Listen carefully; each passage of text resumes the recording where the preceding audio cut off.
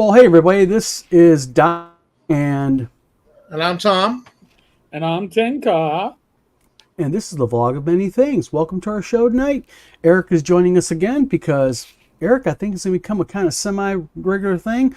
And as you can see behind me, we have Eric. Eric. Yeah,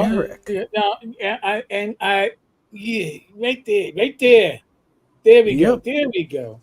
There's Don. No, that's Tom, but my That's name's on the thing. Oh, it's because my name's on my screen, and that's my bald head right there, because I'm the only one who has no hair in this group. So, I'm working on it slowly. I'm working on it. All right. Yep. Hey. Well, tonight what we're going to do is we're going to talk about a few different things. We're going to go ahead and we're going to get into the whole Kyle Brink WOTC, left WOTC, which I think is really, really interesting. We're going to give the latest TSR. There's been some movement as far as some URLs being shifted around and stuff like that.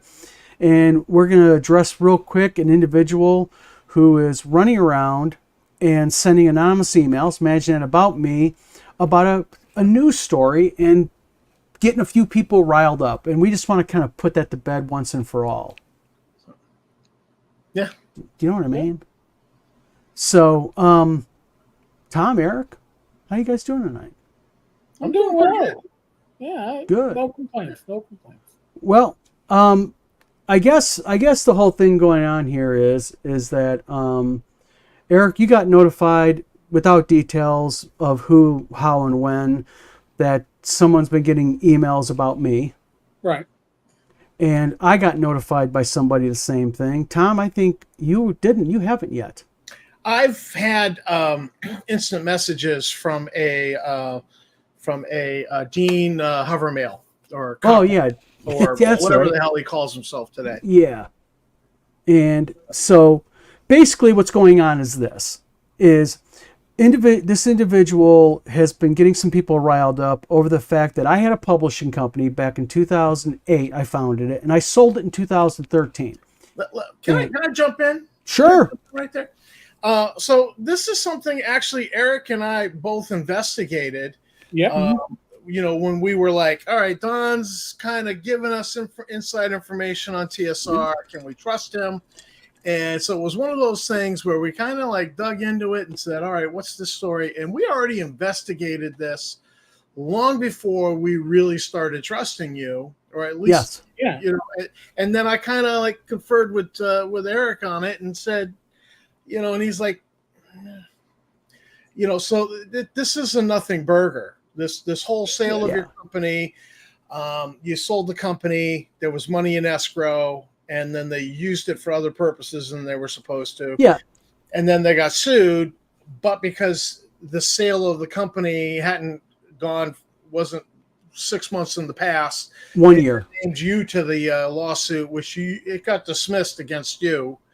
It's a nothing burger. Well, basically, to put this really in the more sharper context, because I'm going to be open and honest with the gaming community, because I think that I should be honest with people. I've already done a video about this. It's on my YouTube channel. I did it about a year ago, because Lanasa jumped on this when he first found I got subpoenaed. And I'm going to put this in real quick, very clean, simple context. I had a publishing company. I ran it from 2008 to 2013. In January of 2013, I sold my publishing company to a long-term employee of mine named Melinda. Okay? Very important dates here. That was January.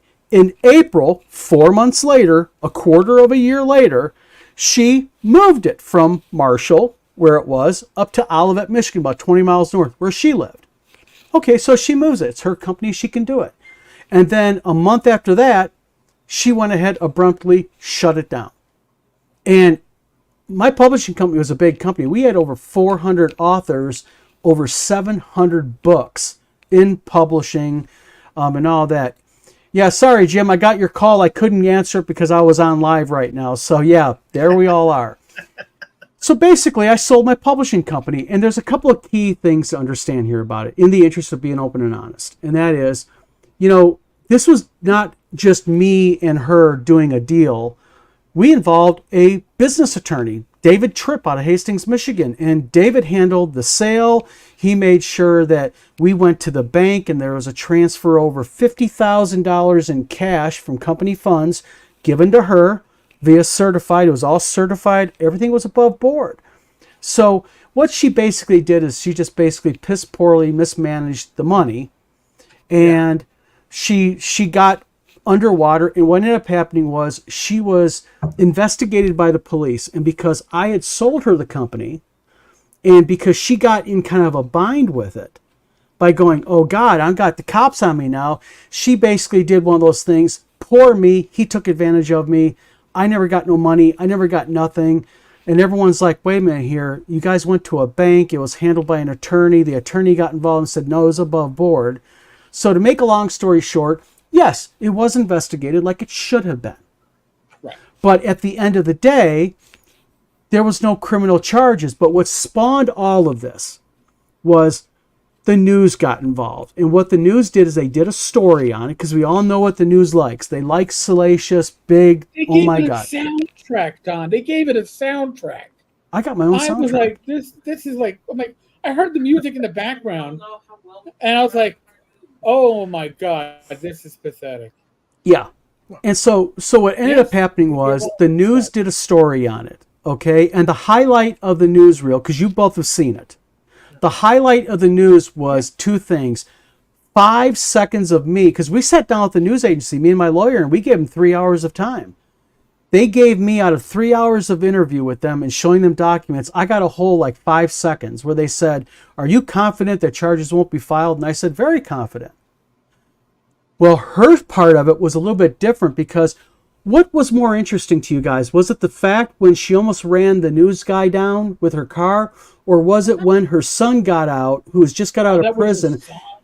Yeah. And he grabbed the guy's $100,000 camera and threw it on the ground, destroyed it. I'm not sure which one was better.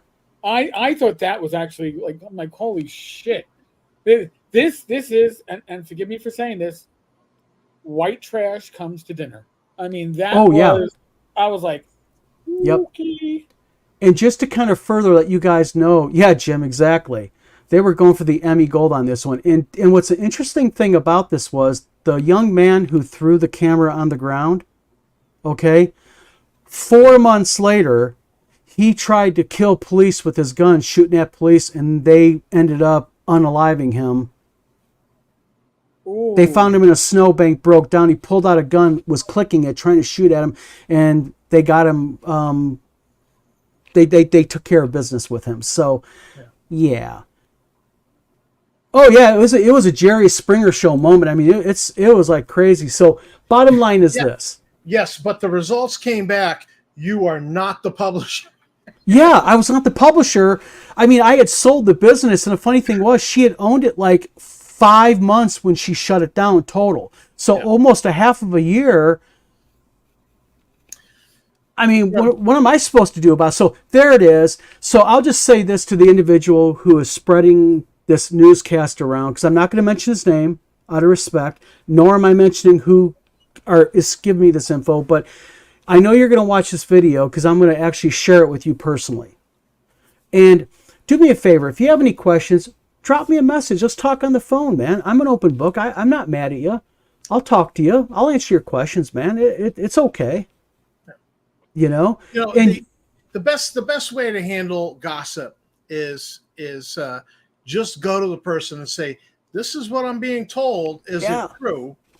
And I've had the same thing happen to me. And someone came to me and said, hey, this is what I'm hearing from your family member. Is it true? And I'm like, no, it's not true. But tell you what, let's do a family meeting in the room. Well, what kind of adds to this, Tom, is the reason why this person is really bringing this up, because evidently this person has proof that I am now scamming people. And this was what he said. There's an individual who asked for a refund from me. Mm-hmm. Okay? And I have a policy, we don't give refunds. But I thought, in the interest of goodwill, they were waiting a while. I'll be nice this one time, and I'll give them a refund. So what you got to do is you go into your Shopify panel, and you instigate a refund. Well, I have, through my bank, my credit card processing. I don't go through Shopify because I get a better rate through my bank. Right. So I go through Shopify. I have to instigate the refund. And then what they do is they process it. It takes like 5 business days. Well, this person got a little antsy, I guess, messaged a few people, and this guy got it and said, oh, you're not giving this guy a refund. So I want to show you something. Just to let you know, let me real quickly show this. I want to take the brand off. That way we can... Okay. As you can see on Tuesday at 7:20 p.m., I messaged him and said, your refund's in my system, so you should be getting a refund notice. So as I said to you multiple times, the refund has to cycle through my system, and once it does, you'll have it. So refund issued, as I said. Wednesday, next day, he says nothing has come through yet. And then later on, as you can see, 5 hours later, very nice message. Hey, Don, I just checked again. And yes, I have received email notification of refund for the 127 because he had shipping with it. Thank you. I'll keep you updated as to when the refund was completed. So basically, as you can see, folks, I'm above board. I'm not in this to rip people off. I know that your reputation is all you got in this business. Right. You know, so I wanted to be, I don't have to do this video. I don't have to explain myself, but I did it because I want to be open and honest with people, and I want people to understand that, hey, when you deal with me, you get blunt, you get honest. I'm not going to sit there and do anything unscrupulous. And I don't think you guys would be publishing, especially you, an ex-police officer, Eric, would be publishing with me if you had inside info on me. And I know you looked into me. I know you've been honest with me and told me. Don. Now I'm gonna give a little peek behind the curtain here. Don came to my initial attention because somebody sent me an anonymous email and told me to look into Don and gave me all these links. So I looked into the links, and there was a lot of nothing in these links as a cop. There's a lot you can read into it, but no, it was lacking on facts and had a lot of supposition. So I actually reached out and spoke with Don and was able to get clarifications to what was literally an incomplete set of not even facts. Can't even explain to you what it was, but I was told I had to investigate. I had to look into it. And folks, you all know my reputation. Listen, I've been called the cop in the OSR for over a decade, mostly by people who don't like me and think I'm an asshole. So I looked into Don very closely, very deeply, and I will state this. I will put my reputation on Don. Okay. Wow. Don has been nothing but honest and honorable and truthful with me. So I can't put it any nicer. I can't put it any truer. But I have faith in Don, and I don't have faith in anonymous people who do these little email campaigns that they start this bullshit. That when you send me an anonymous email to tell me to do something, I'm going to be very suspicious as to why you're anonymous when you're sending it to me. And I was then, and I still am now. I can speak to Eric's thoroughness. He shared a digital file on somebody that he looked into one time that I was curious about. And it was, if it had been paper, it would have been like that thick. He just kind of Dropboxed it to me and said, enjoy. And I started going through it, and I says, oh, man, this is way, way too much to read in one sitting. So he's exceptionally thorough when he looks into somebody. And I know, I figure he's probably looked into me. It wouldn't surprise me at all. I can neither confirm nor deny any such things. Well, I'm going to say this real quick, and then let's move on to some happy talk here. And that is, for everybody's benefit here, okay? I wanted to do this front end part of this video because I wanted to show the gaming community, be transparent and be open and honest, okay? Because that's a hell of a lot more than what most people would have done, And, the integrity of these two guys, of people like Jim Wampler, who has already talk to me. Yeah, he checked me out for Tim Kask. I mean, and rightfully so. Tim and Jim are like brothers. I mean, they're just ultra tight friends, and he should be protective of Tim. And I know he was kind of looking into it. He even admitted, like you said in the comments. So this is the last time I'm going to address this with people. When people want to anonymously drop, links and stories and BS, that's what it is. They're doing it for a reason. They're doing it because they are a bunch of cowards. So if you have a question, you can come to me directly. Happy to talk with you. Happy to do a video call with you. You know what? I'm happy about it. Scott Mulder says, Don, Tom, and Eric, you know that you guys are good people because it drives the futards absolutely enraged out of their mind with all their suts and mutations. Exactly. Can we quote Terry you R? Futards? Yes. Yeah. Hey, that sounds like a cool monster. Hey, Scott, I may use that for another module, the Fudtard. Terry R, how you doing, buddy? Matt Sherman says, I've had several chats and emails with Don asking game creator advice. He's been nothing but willing to answer and help. Much praise. Thank you. All I'm doing is I'm trying to do what I would want people to do with me. Right. If I come to you and I say help, and as a note, Eric and Tom and Jim Wampler, God, Jim Wampler was such a great help with me on my Kickstarter. The advice he gave me, and Jim is actually continues to be kind of like a voice of reason. I'll admit it. The other day I was kind of worked up over something. I called Jim. Me and Jim talked for 45 minutes or an hour on the phone, and Jim was just a real calm, reasoning person saying, deep breath, think about this, think about what you're doing. So good people all the way around. This gaming community is far and above full of people just like Eric and Jim and Tom and Scott and Terry and Matt and goes on and on and on. So okay, so let's get on some really interesting stuff. Well, I just want to comment on the Fudtard making it a monster. If we only only knew an artist who could draw that creature, we could run a contest like we did before on that crap master. Or I have no clue who could sit there and do artwork. I have absolutely no idea who could do artwork like that. Scott Mulder is a pretty decent artist too. Really? Oh yeah. Oh, we could get Wampler, Fugly, a few of those that have their own, noticeably different takes on stuff.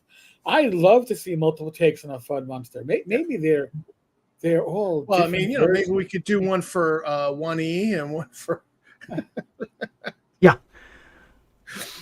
Make a totally screwed up one for. Hey, how you doing? Star Frontiers New Genesis. Yeah. Well, there's going to be something real quick for WizardCon, just real quick. I'll be making, I'm already in talks with Mr. Wampler to see about maybe doing some work for WizardCon because of his expert. I'm sorry.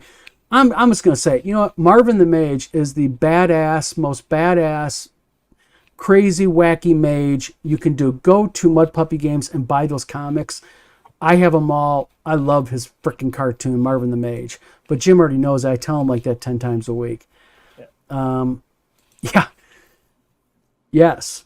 So, all right. It's WizardCon anyways, doesn't he? It's WizardCon, Marvin the Mage. Yeah, I mean, it's pretty cool stuff. But, all right, real quick. Let's get back to the fun stuff. WOTC. Kyle Brink. Kyle Brink left Wizards of the Coast. Well, never. Didn't see that coming. No, not right before release. I mean, who wants to leave their position at the Pinnacle? It's like, the Pinnacle? Eric, I'm sorry. I'm not trying to be a dick here. The Pinnacle of what? They totally fub-tarded the 50th anniversary. Well, see, that's a way to look at it. One way to look at it is somebody has, and by the way, I was accused. I'm going to just say this. I was accused of doing one of those horrible things on the internet when you get people, you clickbait them. That's the word. I was accused of clickbait with my rats jumping in off the boat into the water as a thumbnail. Because how do I know that Kyle is fleeing a sinking ship? Well, listen, the options are he was fired, but he wasn't fired during the purge. Okay? He wasn't let go during the purge when everybody else was let go. So that tells you he was doing the job they wanted. He's leaving right before 6E, D&D Forever, D&D 2024, whatever you call it, actually goes live in September with the Player's Handbook. Why would you leave before that unless you know you've been handed a plate full of shit and you've got to eat it? Now, the other theory that Mike had too is that he was being the fall guy. He was the one that took the blame for the OGL. He did the stupid comment of white guys like me need to leave the industry. There's another option here that no one's talking about, and this is what I think. Oh, okay. I think probably what happened is I think that, first of all, Wizards of the Coast, every time you think they screwed up, they go hold my beer, and they even do it even more. I think it's a possibility that he was basically told, we want you gone, so we'll make you a deal. You can resign. We'll give you a good, attaboy. Right. You know what I mean? And then we'll go ahead and we'll do that. Oh, by the way, Chubby Funster, Joe, welcome. I think that's a possibility too. Yeah. Well, here's the funny thing about Kyle Brink, the whole white men need to get out of the hobby. And I said it on video way back, you first. Okay. You first. And, he's done nothing for inclusion or for, any other ethnicity or gay people. He's done nothing to promote them, to build them up in the hobby. Just making a soundbite, on a video does nothing to help these people. And even him leaving the hobby has done nothing to help anybody. Okay, because a hobby is self-elected. So, all right, there's a lot of white guys in the hobby. Okay, what have you done to help bring more black people in the hobby, or more Hispanic people, or more Asian? He's done nothing. Well, what bothers me, it's not even really, it's the community too, because just a few shows ago, we had a person in the comments go, all I see is a bunch of old white males. They made a comment to that effect. And I'm thinking to myself, me being white, male, and over the age of 50 does not invalidate my opinion. I have a right to my opinion. And why can't I talk about, like you just said about this whole thing with race and everything? You're right. What has Kyle Brink, as the leader of the brand, done for the African American community in gaming, the gay community, the trans community, minorities in general? What have they done besides, and I'm sorry, doing the token little things that they do? Like we're gonna take a race, or we're gonna take something out of the game. Why don't you do something really proactive? Why don't you start some program for underprivileged youth? Why don't you start some program for black youth or something like that? Involves D&D. It's saying that there's not enough people of color in the hobby. Look, it's self-elected. Here in Maine, there's a hobby called archery. All right, and guess what? It's all white people. Well, Maine is 90-something% white. And maybe all of the Somalis that immigrated here, they're just not interested culturally in archery. That's their choice to not get involved. But they're certainly welcome to get involved, because what archery is all about? How good you shoot. End of the day, it's not like, oh, we don't like it. No, you kick somebody's butt, at it, you kick somebody's butt.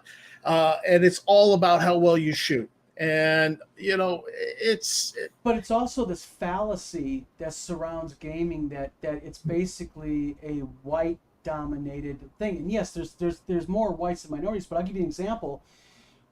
I guess I'm gonna announce it here. I don't think you guys knew I did this, but I reached out to my local library, the Willard Library, through Wizard Tower Games, and what I wanted to do is I wanted to do a once a month Saturday afternoon or a Sunday afternoon gaming thing for kids under 16, for kids, and teach them how to play D&D and role-playing games and get them into the camaraderie of it and everything. Well, the Willard Library jumped on it, like as in wholeheartedly, and we have our first 22 signups. And this is the stats, real quick. Interesting stats. 22 kids from the ages of 16 to 9 have signed up. Okay. Of those 22, 9 are girls. Oh, wow. Nice. And of those 22, 6 are African American and 3 are Hispanic. Nice. And do those numbers reflect the population in your area? Battle Creek, Michigan has a very high African American population, and they have a very high Malaysian population from Malaysia. Okay. So a little bit, yes, but what that tells me though is think about this. You know, it's the little things like that a small yoke game company in Battle Creek, Michigan managed to real quickly get put together. Can you imagine what Wizards of the Coast did if they said, you know what we're going to do? We're going to do a thing like the RPGA used to be. We're going to go ahead and we're going to have like a gaming club community, and we're going to put some money behind it. No, they don't want to do that. They're wanting to do other crap, and that's what it is. Instead of supporting the gaming base. And you know what, they're right. The gaming base and the future of gaming is not Don, Tom, Eric, Scott Mulder, and such, you know, older guys. It's the young kids that need to get into this hobby and get a passion behind it, because they're the ones that are going to feed this hobby. Yeah. And you know what? If a lot of them can be black, Hispanic, Asian, white, it's whatever it is, it's a positive, because we're involving young people in the game, and that's what we need to do. It's just what we need to do, man. And WOTC just flubbed it. My wife knows about my hobby, won't play. She's black and from Africa. Yeah, Cal, but you know what? Your wife won't play because probably what? And I'm just guessing, but maybe because she doesn't have an interest in D&D. Hobbies really are self-elected. You choose to get involved or not. It's not, you know, I could make a case that, like, geez, there's no blacks in archery in Mongolia. You know? Yeah. There are no blacks in Mongolia. It's dominated by an ethnicity there. It's, you know, culturally, it might not be a thing for a particular culture. You know, it's just Johnny. But that's the thing. What we need to do is, you know what? Hold on a minute. I think your sound went a little wonky. Sorry, my mic slipped off my shirt. My apologies. Oh, okay. Can you guys hear me now? Yeah, we hear you. you. Okay. Sorry. Now you sound beautiful, sir. Yeah. Your seat at the table. Welcome to the channel. I don't think I've seen you here before, but welcome. Like many, I've wrestled rage off and on my entire life, but I have tried my level best to leave it at the door when it comes to gaming. Escapism has its place. What do you guys think about that? I think that's perfect. You know, I don't listen. I don't talk politics at the gaming table. I don't talk real world religion at the gaming table. If you wouldn't talk about it at a holiday dinner with your family, because they always tell you don't talk religion or politics, why are you doing it with your social life? That's what I play D&D to not think about the real world, or whatever I'm playing, whatever role playing game. I don't want to be immersed in real world shit in the middle of my gaming. Yeah. See, that's the whole thing. That's with me. You know, when I play a game like D&D, I'm doing it because, you know what? I can't, believe it or not, this is going to be hard to believe, but I can't cast fireballs in real life. I know. But the thing is, I can fantasize about it, and it is about escapism and fantasy and all that. You know, I want to be able to sit there, and I want to be able to be, you know, Fundar the Brave, the big, barbarian warrior. I want to be able to be a magic user. I want to be able to battle goblins and be on brink of death and come back, 5 minutes later because I took a healing potion type thing. Chubby Funster says the idea that everyone is equally interested in everything is ridiculous. Agreed, 1,000%. Yeah. UCT says, my wife doesn't read much, nor does she understand anything about gaming and will not play under any circumstances. That's right, because you know what? Like Tom said, it's self-elected. Yeah. My wife, like I'll give you an example. My wife went yesterday out with her girlfriend to this place where you can go and you can get like it's like a ceramic place, like you buy the piece of ceramic and you paint it and everything. It's like a little thing. Then you bring it back and they put it in the kiln or whatever. She had a ball. You know what? You ain't catching me dead in that place. Even though I'm a creative, I love to draw and paint and do, but it's just not my thing with ceramics. But it's hers. But she does like to game. And culture does enter into what your interest is. Yeah. When I was volunteering, running a scout troop in the inner city, my troop was 100% Hispanic. I was the token white guy as the scoutmaster. But so it was. They were very Hispanic, and there was a lot of children of immigrants. And I took them all up to summer camp in New Hampshire, and I was like, hey, let's do some things as a troop. They were interested in kayaking, and I was like, yeah, let's go to the tomahawk range and throw some tomahawk. Not interested. Let's go to the archery range. Not interested. They wanted to go to the rifle range and shoot 22s. And I'm like, all right. I'm interested. I'm game. Yep. So, I'm interested in throwing tomahawks and archery. That interests me, but it didn't interest the kids. So we didn't do that. We went and shot 22s. And then there weren't enough 22s to go around, so I shot a black powder rifle. So that was actually cool. Well, but, that was what they were interested in, and I thought, you know what? We live in the inner city. Guns are sometimes a thing in the inner city, so therefore, learning gun safety in a very controlled environment would be a great thing for all these kids. And we had a blast. It was a great time. Well, Crusader Cools asked, what rules set are those kids playing? Is it 5e or something else? The way I'm going to do it is this, because so many kids signed up, we're going to break it up into a couple of different sessions on a Saturday for about, I'm going to devote 4 hours on each Saturday or Sunday. So 2 2-hour sessions. And what I'm going to do is I'm going to give the kids a choice. I want to run a 5e, and then I want to run like something like Beckme, something very simple, very basic that the kids get a premise on. But I think 5e is important because 5e is the current flavor of D&D. The kids need to learn it because that's what they're going to be getting into. That's what the club at school will run. Yeah, and just to let you know, we're fronting it all. We're providing them all books and everything. And at the end, if they stick with it, they're going to be able to keep their books. So it's kind of like a partition thing at the end. So just trying to do fun stuff for the kids and everything. And this is what WOTC should have done. You know what'll happen is if you expose them to another system, like the D&D club at the school that I work at has been doing 5e.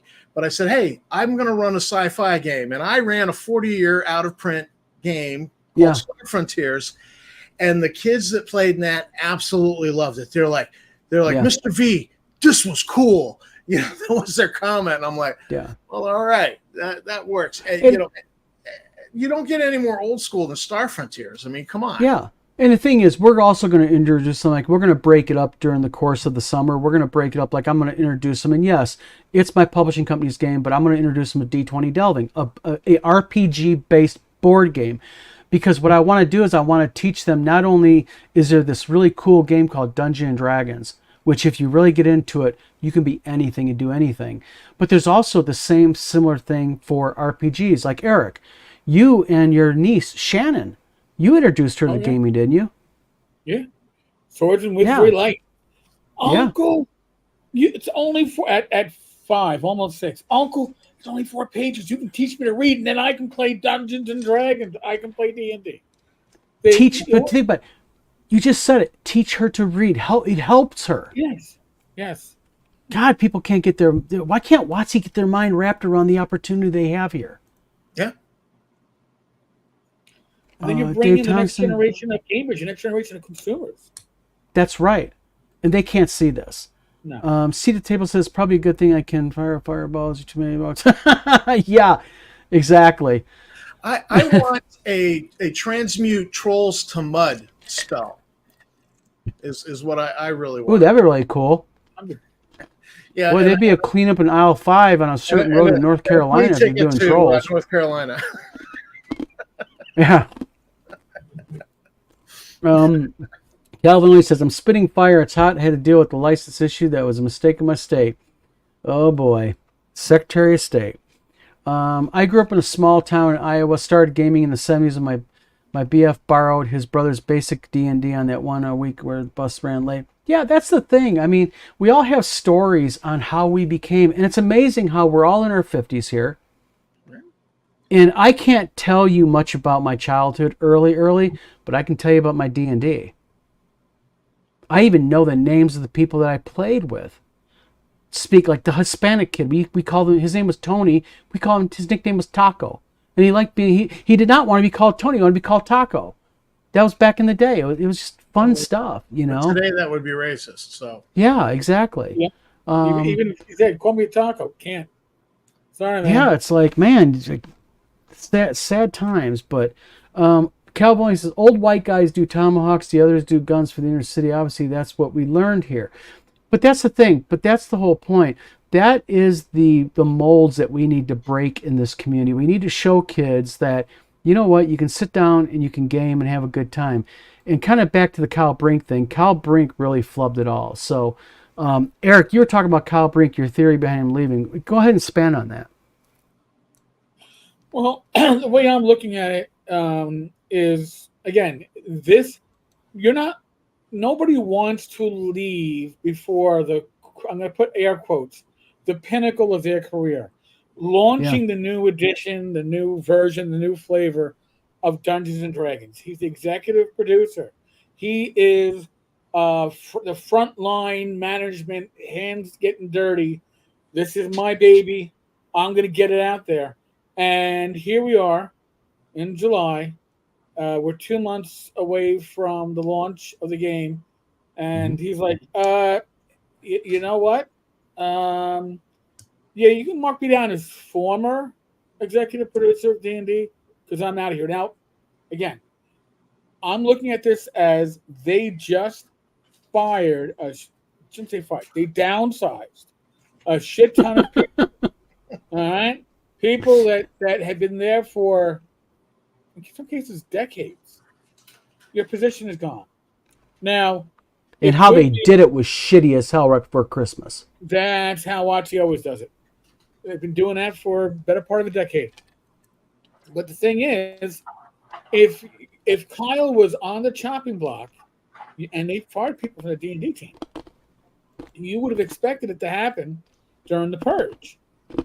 For him to leave now leads me to believe, and folks, it's an assumption. We can go back to the Odd Couple.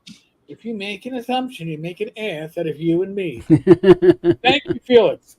But the reality is, nobody, if I don't care how bad you're fucking things up, right? Mm-hmm.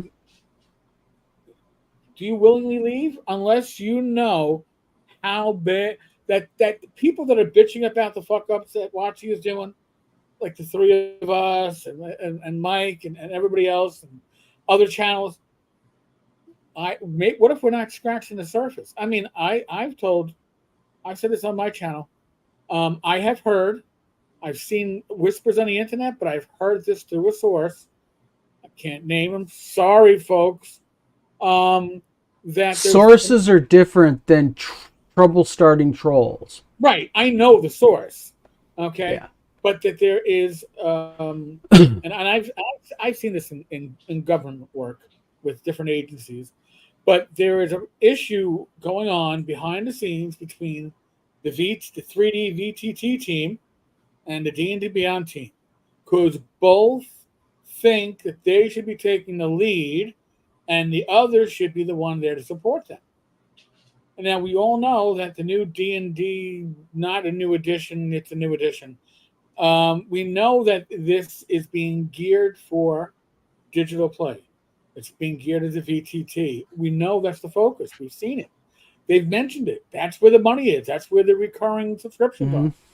And I'm guessing, all right, I am guessing that if Kyle is leaving now, after all the shit he took prior, but he's leaving now right before his new game goes live. Yep. It means that I'm gonna say it. I believe that the issue is going to be that the VTT, which still doesn't have a name, by the way, folks. Yeah, I know. Isn't that crazy? Yeah, it's just a 3D. It's the D&D VTT. I got a feeling. If I was a betting man, I would think that this would be a good bet to take. That the VTT will not be ready when the Monster Manual releases in March. In other words, the full game will be released and the VTT won't. Yeah. Since we're talking about digital, the move to digital, I just sent you a picture I took today at a local Target. If you want to throw that up there, sure. They had on their shelf, and I was aware of this, and so I just thought I want to go by and see how many are still on the shelf. They've had like 6 of the starter sets, D&D starter sets. And 6 of the essentials. And when I went by today, they were down to 1 essential and 5 of the starter sets. So they are moving product at Target to get people into D&D, and it is a physical product. These are box sets that are selling for $20. And I wish I'd had time. I would have tried to talk to the manager and say, hey, how well are these selling? And, what do you think about this move to digital? Because they certainly can't stock these on the shelves at Target. I just, this whole idea that you're going to move this whole thing to digital. But that's just it. I mean, why are they, I understand having a digital component. That's common sense. People like their video games. They like being on their phones, especially the younger crowd. But it's almost like, and I know I'm not trying to be melodramatic, but what's your guys' opinion? What I'm getting ready to say is, it's almost like, to me, like their more short-term than long-range plan is to basically pretty much go 90% digital. Well, I think, listen, when we think of tabletop RPGs, right? We think of physical product, and digital is there to supplement it. Even your VTTs are, we usually have physical books going along with it. VTT is there because you can't game in person with these friends. But they see going digital as their focus, as don't need to stock as much, right? You don't need to keep as much warehouse. You don't need to print as much. And you can make more digital copies for the cost of. Oh yeah, zero. That's why a lot of smaller publishers go PDF, because PDF, once you are done with your development costs, there is no cost to PDF. It's all profit. Target is selling to the soccer mom who has watched Stranger Things, and the kid asked about D&D, and they're like, they don't know that you go online and buy a PDF on drive-thru. They don't know that. And I've actually talked to some of these soccer moms, at when Tammy was doing a play at Mid-Coast Youth Theater, and they were like, so my daughter wants to get into this. I says, oh well, you could get the starter set. It'll come with the dice. You'll need the dice, and then of course there's other stuff online that you can go and buy stuff digitally. But I could clearly see in their eyes, they're looking for a box they can buy and give it to the kid, which is how I got started in D&D way back in the 80s when I got that Moldvay box set for Christmas. It's got me started. I got some dice. Oh, my God, I'm going to steal some dice out of the Yahtzee game now.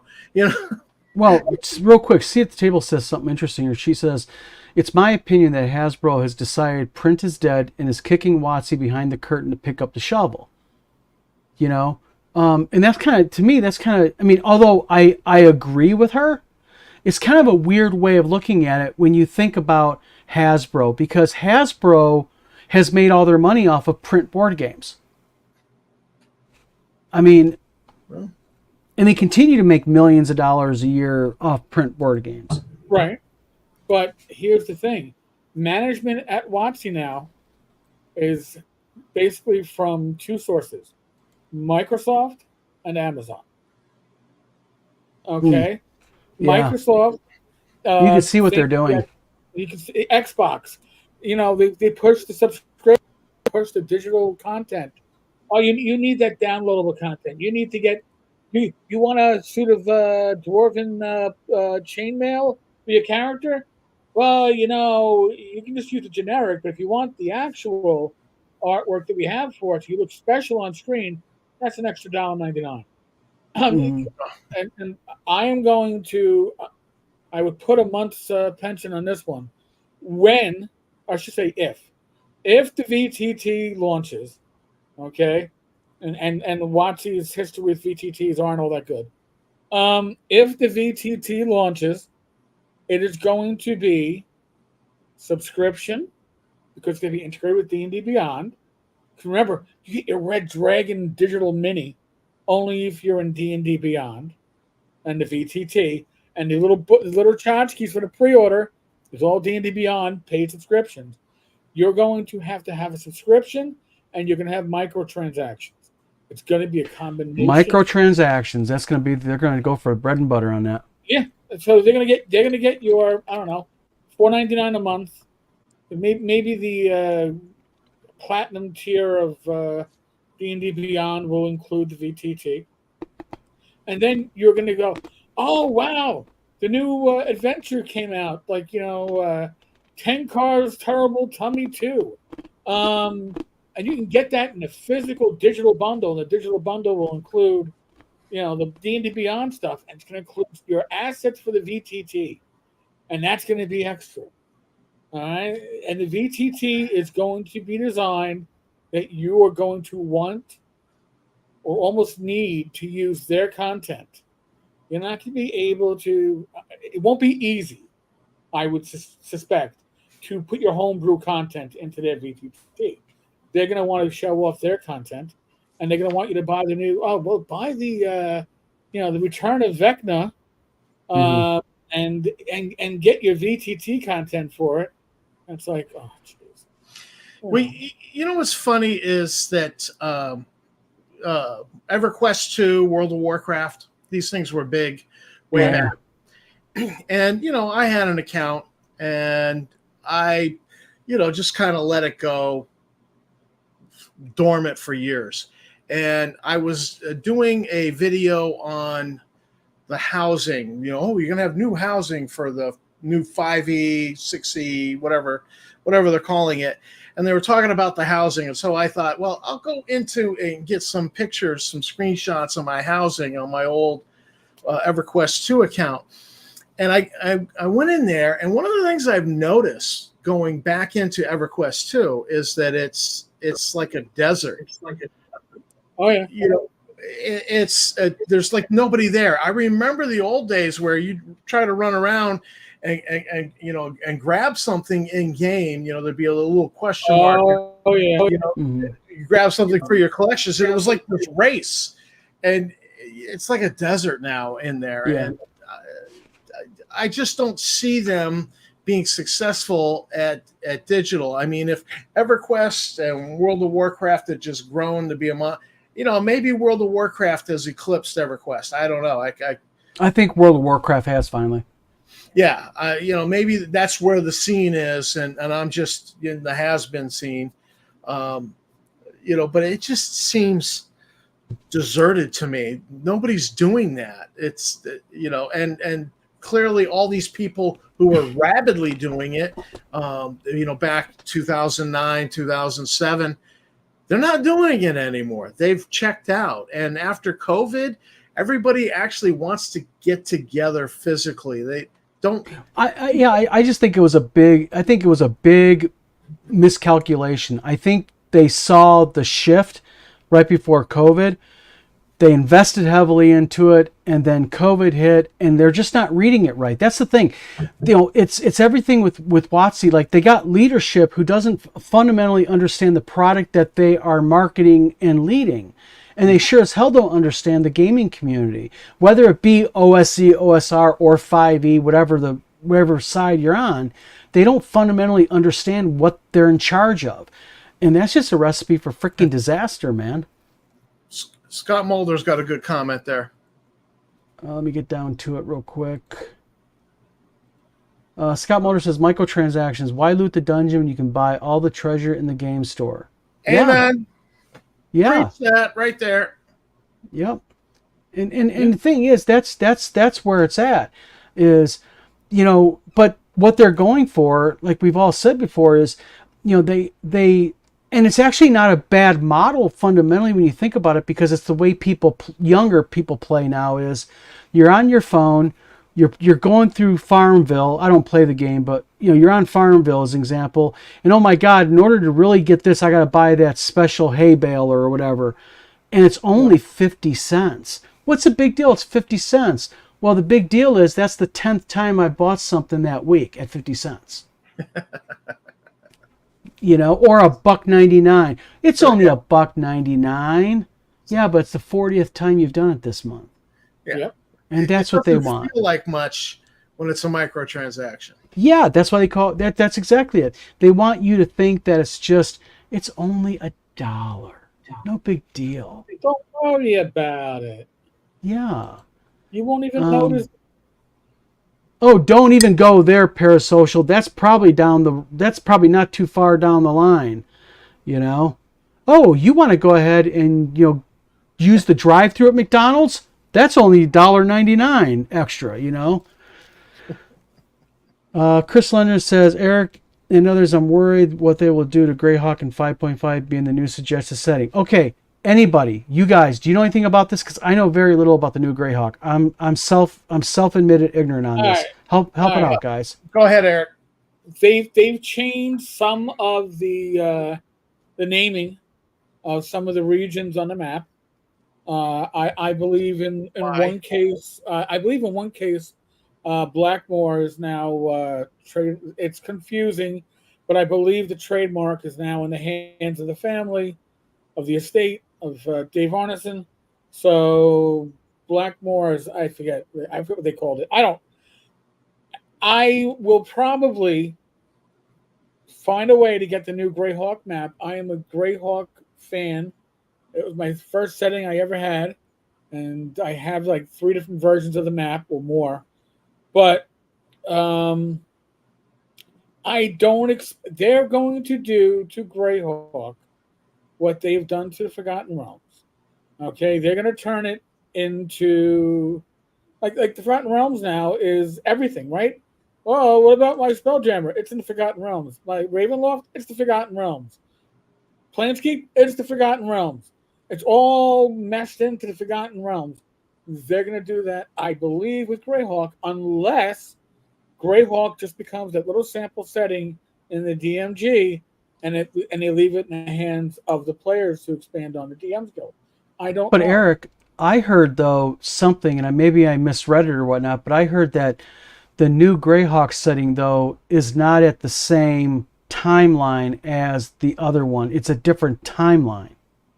Is anything? I heard something similar to that, kind of like the Kelvin timeline in Star Trek. Should have got Joe Block on here. You know that? That's what we should have done for this one. He'd probably know it a lot better, but yes. So when you change the timeline, the streams, they cross and they go everywhere, and then I don't. Who the hell knows? Well, yeah. Honestly, we really. I mean, if you really like Greyhawk, I would just say buy Joe Block stuff. Buy the Greyhawk Grognards. Oh, I played Greyhawk in this. I use the original. Sorry, I use the original. I love the original. Well, I just like I like what Joe does, and so I see him at a convention. I want to go up and buy a book. Yeah. I bought a couple of books off of him, and he's a great guy to talk to, and he loves Greyhawk. He's trying to keep it alive. So for me, Joe Block, man, he ought to write a book about it. He ought to write a book about the history of Greyhawk in a real informed. He could do it. I'd buy a copy. I'd buy a copy. You know, the amateur historian in me would be like, "Shut up and take my money." Absolutely. Take it. Oh, hey, we are 3 minutes before Eric's got to tap out. I turn into a pumpkin because I got to go to do the hangout on in the speakeasy at the Tavern's Discord. Eric has other lovers he has to attend to. Me and Tom aren't worth his time anymore. I've got responsibility. Eric, thank you very much, by the way, for swinging in. Okay. Thank you for having me. No, this is a blast. I have a lot of fun. Yeah. So, by the way, I have a lot of fun not being the one running the live stream. I just get to play a part. I love it. Yeah. But your pretty face helps with the show. You know? Food was me trouble. I don't want to. I want to know. I'll see you in the chat. Food. Honestly, it was Eric's idea that we started this together, Dawn and I. So, yes. Might as well have Eric on. Yeah. The extension, the natural extension. The shipster. Eric is the horn in the unicorn. How's that one? That was supposed to be deep. It was supposed to be one of those moments you guys go, "Oh wow!" I just kept going back to where's all that money Luke Gygax's supposed to be paying me? Shh. The direct deposits ain't hit yet. I'm wearing a shirt that's like 7 years old. Maybe actually, I think I bought this when I'm still working. It could be 8 years old. Where's my money? Damn it! Well, this is our act. We dress like this because we got to not let people know the millions we get paid. Well, I think you're the one who's been getting paid because you got prosecutors in your pocket and all sorts of stuff. $500K, 30 grand, 15 grand. Who knows? It's a grand is a grand. You know what I mean? I don't want to give much airtime to the troll in North Carolina, but honestly, the most recent accusation you stole $500,000 makes no sense because you put in for $7 grand as a creditor in the bankruptcy. Yep. He would have just reported that and said no, and then the trustee. It should be on his P&L. He didn't even put it. Yeah, because if there was that would have been a hell of a loss. Who would have helped him in his bankruptcy? Said, yeah, we're owed $500 grand because it was stolen by Dawn. Even the 33 grand and the 16 and 12 and 15 and 22 didn't report it. So that tells you a lot right there. Yeah. So microtransactions support the prosecutor in the pocket. That's there right. You go. Yeah. Found the secret. Yeah. Found the secret. Thank you, Scott. All right, Eric. Talk to you later. Okay. Take it easy, Eric. All right. See you, Eric. All right. Terry R says something very interesting here, Tom. Blackmore is now called ARN. Is that true? Or is that just a joke? I'm not sure. I'm not 100% sure. I think so. The statement that the family owns the Blackmore trademark. I think so. Well, no, I'm iffy on that because that was one of the trademarks that a certain troll was squatting on, and then he supposedly gave it to the family. Oh, but here. that wasn't brought up though by WOTC in their countersuit though as part of the group of trademarks that they disputed. Yeah, I don't know. So, so one of the things that one of the problems, was that in talking with somebody who produced a documentary on Blackmore, mm-hmm. I said, "Hey, I see that WOTC's selling the original Blackmore supplement on drive-through." He says, "We'll see how that goes." And I was like, "Oh, you're waiting to see how this TSR thing goes, and then you're going to try to sue WOTC." And it was just, I was like, "Yeah, that's not going to go well." No. They clearly have had this in prior commercial use. Yeah. They've been selling this. They don't have to officially own. They don't. Prior commercial use, and you'll lose in a lawsuit. And you know what? I can give some. I'll give everybody. I'm not a lawyer, but I have played one in a role-playing game before. Fun. But I'm going to give some firm legal advice, and I think Joe the lawyer, if he sees this, can vouch for this. Ready? Here we go. Do not sue companies that sell billions of dollars in games per year when you're trying to steal their IP.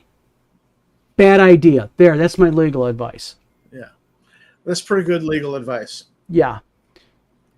Well,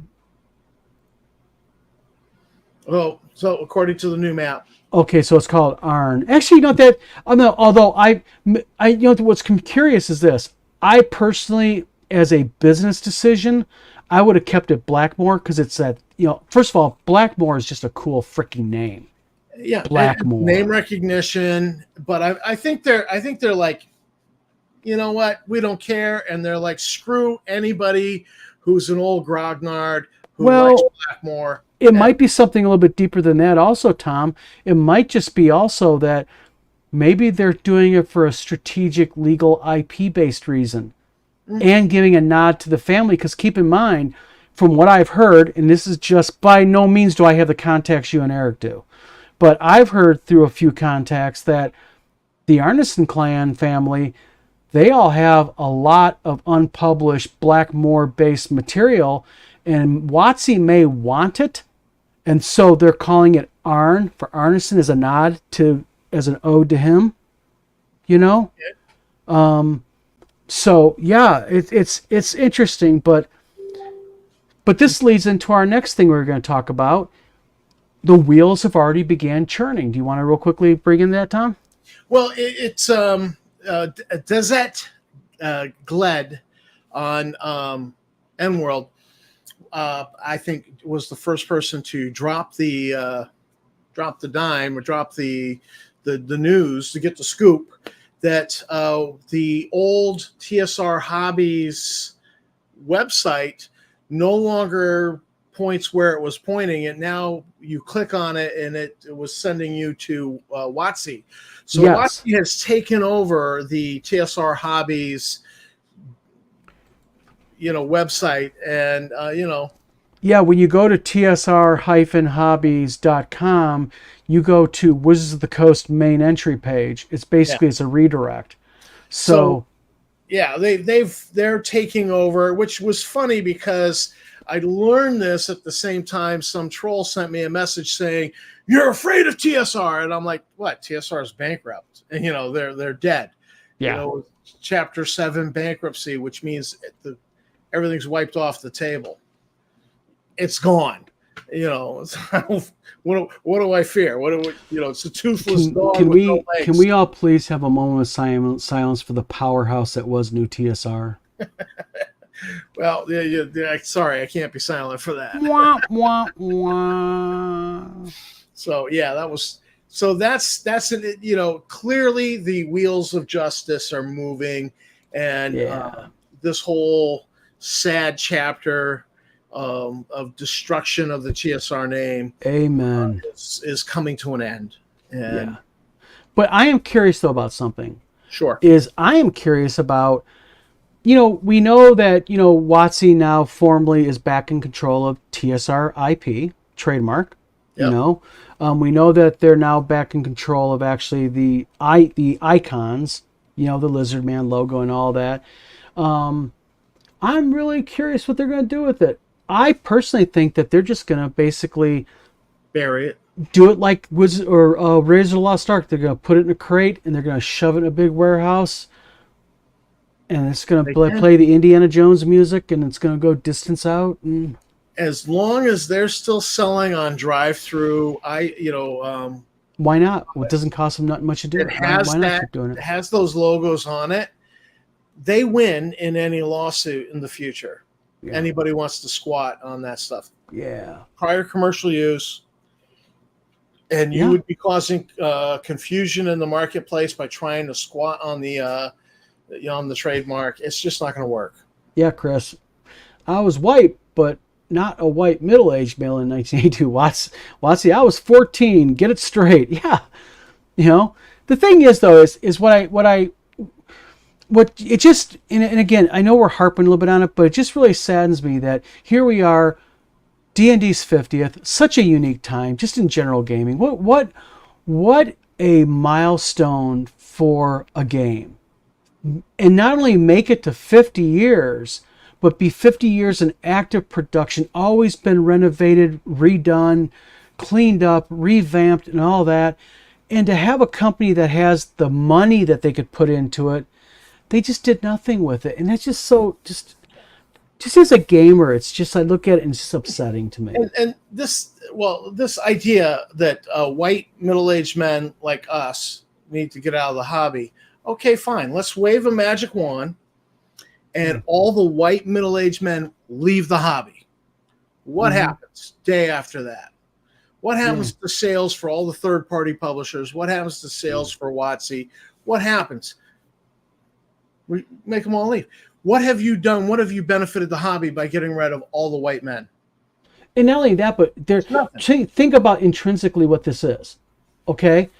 For those out there who are saying this, I'm not going to point out any group, but for those of you out there who are advocating for this, but I'll bet you in the same discussion that we would have with you about this is you would bring up about the horrible bigotry and racism against other groups. So what you're going to do is you're going to call out about how everybody should be welcome in gaming. How dare you advocate anything contrary? And by the way, let's get rid of all you white over 50 types that are in our game. It's like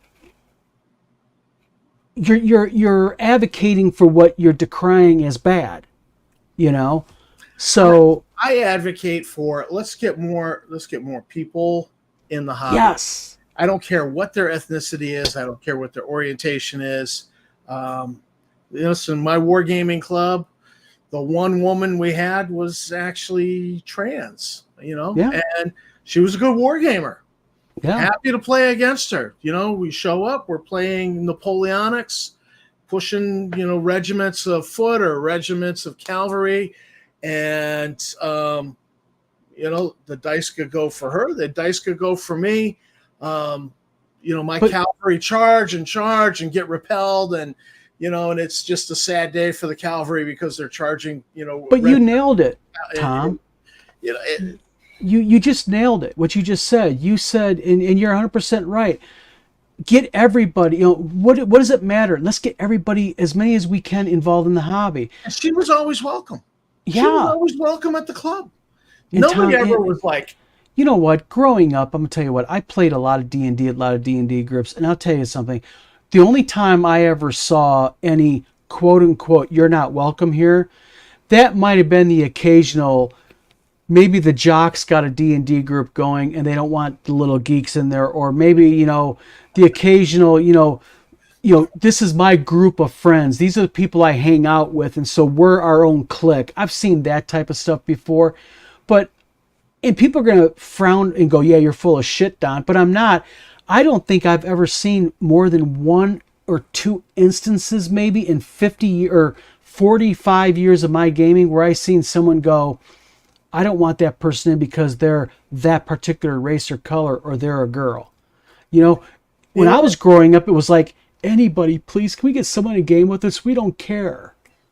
The only time I wanted to exclude somebody was I was teaching Middle Earth role playing, MERP. Oh, yeah. And so we had one guy was just being pushy and telling everybody else what to do during character creation. Mm-hmm. And he was just being being an ass, basically. And so we got character creation done, and I'm running the sample adventure from the book, and he failed the dice roll, and so you go to the fumble table, and the fumble table said that you break your weapon and wound yourself. And so I wrote that he snapped the bowstring, which is not the end of the world for you, and he shot himself in the foot. And he immediately got mad, and everybody at the table laughed because they were so tired of his crap. Mm-hmm. And then the game broke up right then and there, and I never played with that guy again.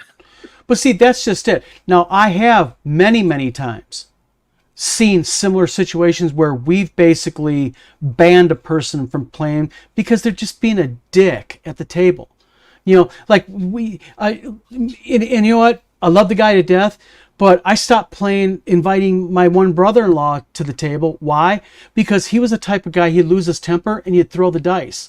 And it's like, dude, you can't be just throwing freaking dice. I mean, because you're not getting your way, quit acting like you're 5 years old, you know? So yeah, that type of stuff, we have seen people, you're out of here, gone. We don't invite that guy again. But that's different. We play with anybody. Yeah. We just were grateful we had someone to play with. Because Air Force bases were just well integrated. You know, next door neighbor family, you know, the wife's American Indian or Filipino, and the next family. We're both military brats. We both damn well know that's 100%. You're not lying one bit or exaggerating. We were a cornucopia mixing pot of even foreigners. You're building forts in the woods, and hey, the black kids got your back against the older kids. Yeah. Well, I'm not being prejudiced against him. He had my back in this fight in the woods. We're throwing mud and stuff at each other, and the older kids are trying to push us out. And we already built this fort, and they're going to take over our fort that we built. No, you know, I'm going to play with anybody who's, you know. I just haven't seen it, and the hobby is not benefited by more separation. It's benefited by coming together. Amen, brother. That's exactly, that should be put on a shirt, because that is, Tom, that is so flippin' true what you just said. Yeah. We're not benefiting. You know, when you go online, you see all these people talking us versus them, you know, these woke 5e players and that type of crappy talk. They're not helping the hobby at all. What they're doing is they're being divisive, and they're hurting the hobby. And this hobby is not about alienating people. It's about, you know what? I don't care who you voted for. I don't care what your religion is. White, black, Hispanic. You know, I don't care. Let's play games. Let's have some fun. And don't you be a jerk to my friends, and I won't be a jerk to yours. But also, let's not let jerks be jerks to our, you know, people. You know? I took a job at the local school, and they were like, "Oh, you're into role-playing games?" They put me in the classroom with the ed tech running the D&D club. They're like, "Oh, you two will get along." Well, I hate 5e. All right, I'm famous for not liking 5e. Yeah. You know, but you know what? That's what the kids know. That's what we run for the kids. And same thing at the library. I know what the kids want to play because that's the current flavor also. It's what they're going to be exposed to in the stores and everything else. And what is the barrier to these kids playing first edition? They're going to have to go on eBay and buy old books, and they're not going to know what to buy. And, you know, so it's a money barrier that, look, sorry, no. And honestly, there are warts to first edition. Oh yeah. Oh yeah. It's by far not a perfect game. It's got major issues. Let's just be honest. OD&D has issues. So it's great that we like to play some of these old, you know, Beck-Me and Moldvay Basic. Great. But these kids can't access that. They don't know where to go. They might discover it. They might fall in love with it, but for the most part, they need what's easy to access. Let me address this real quick. Sure. Crusader Cool. Yes, there is an update. What we did is like we talked about last week, we did some updates, cleaner updates. Literally, we got the final ones yesterday. The final edit was done. I'm going to actually do the printing and binding of it, because we don't do perfect binding on this. It's called saddle stitching. It's like with the staples in the bind, and it's going to be done probably in the next week or so, because that is easy peasy to do. So yuppers, and it's cool. 28 pages. We have an equipment list we added to it. We have what do we got, Tom? We added equipment list. We now have gnomes. Yep. We have some added spells. We have the money table cleaned up about weights and measures of money, and we kind of explained it a little bit better. Big discussion. Yeah. Gold does not weigh the same as silver. Yep. And by the way, it is no longer called Blades and Sorcery Light. We did do We did consult with people like Tim Kask and others and some other people. They gave ideas. We kind of all settled on a middle ground, and it's now called I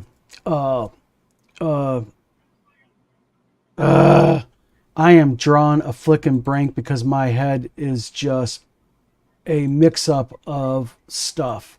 We dropped the light, and we're calling it basic now. We're calling it basic, and actually, Tim Cass didn't like the idea of calling it BS. Yeah, because it is something that you don't want your game known as BS. So we changed the name to Blades and Arcana. Blades and Arcana, what we settled on? Yeah, Blades and Arcana was the final. Yeah. So I just figured the two of you would hash it out, and I would not. Yeah. Well, it's Blades and Arcana basic because the idea is it is the basic set of rules that you can just get up and playing and running. Go ahead, Tom. Just take you through a few levels, and then we'd have a more expanded rule set. That's right. And then I think the obvious thing to do is to do a all-in-one hardcover bound, eventually down. I wish it was open source. If that was open IP, I'd be all over that in a minute. I love Logan's Run. Public domain. What's that? How long till that gets in the public domain? Another 20 years. Oh, yeah. Yeah. Yeah. So that's going into Saddle Stitch here in the next week or so. We'll have it out, ready to go. And literally we are on the crux of getting release. See, I'm all befuddled. It's been a long week. I've had jury duty. I've had all kinds of stuff going on in my life. Let me speak to Chris Lundgren. Yeah, go ahead. Honestly, Chris, file the serial numbers off of Logan's Run. File the serial numbers off and do something, Landon's Run. Whatever, but file the serial numbers off and do something like, and the rules, we cobble rules to that. It's the setting that interests people. So you could put 5e rules on there. You could borrow D100 Star Frontiers rules for that. I mean, honestly, you could do anything really. And that's the thing. I mean, that's exactly what you can do. I mean, any type of IP that you like. I mean, if you really want to use it, you could technically use it because Logan's Run does not have trademarked, a lot of content. I mean, the general movie is, and if you get too obvious, but there's nothing that says you can't have, a world where once you turn a certain age, it's lights out. In fact, I have an idea for a game that mixes a couple different games and genres that would really kind of mix up some cool stuff. But I'm for Wizard Tower games, we're going simplified. We're no longer doing all these multiple tons of them.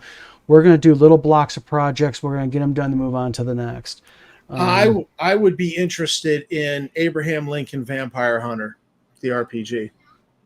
Oh, that'd be so cool. Weird West, horror West, vampire werewolves, 1860s, 1865, like a weird Frankenstein in the in the gold mine, deep in the gold mine thing, I read the book Abraham Lincoln Vampire Hunter. Oh yeah, you read that book too?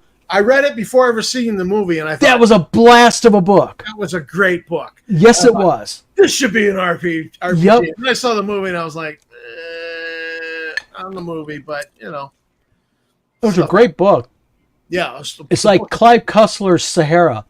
What an awesome book! And then you watch the movie and go, Where'd they get this movie from? What book? Because this was not Sahara.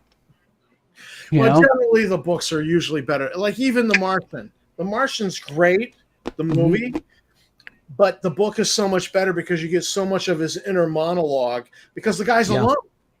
You get so much more of the inner monologue, and it's actually funnier than Matt Damon in the movie.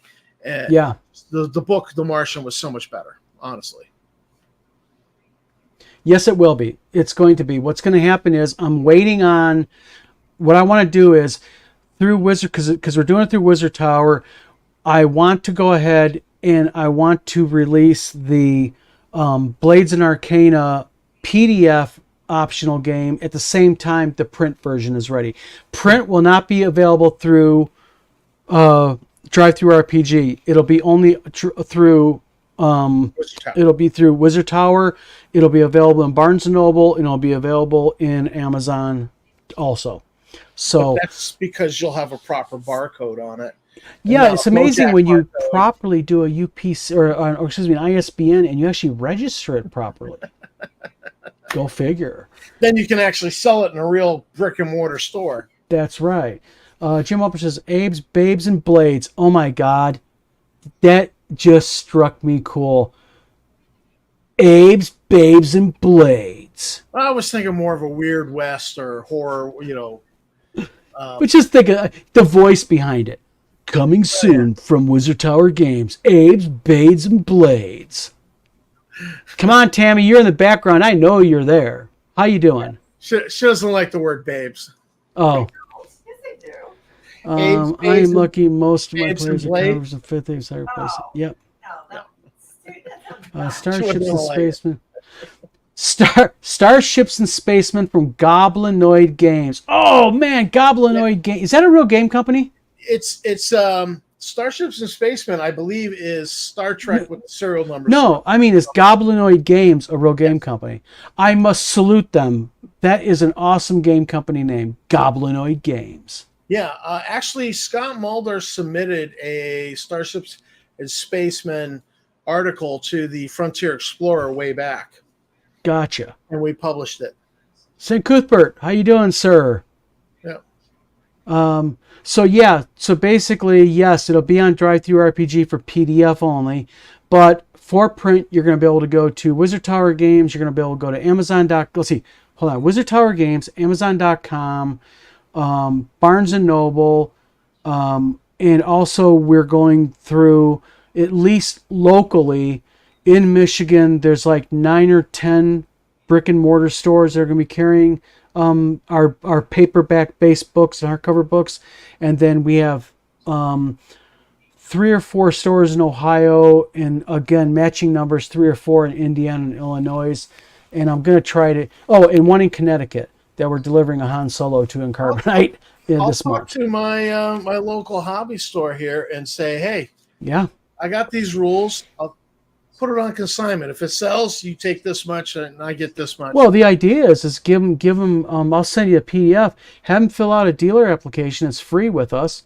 and they can buy from Wizard Tower Games at dealer cost, and have them sell the game. You know what I mean? Let them have a regular dealer relationship with us. That's what we really want to start doing, because not only are we going to be going through hopefully Alliance games for national distribution, because we're working with them right now trying to get products situated, but we also will deal direct and distribute to game companies direct. Yeah. So, Griff, how you doing, buddy? Hey, just poking in, was watching history videos, and this popped up. Hey. We were talking about Blackmore. Yep.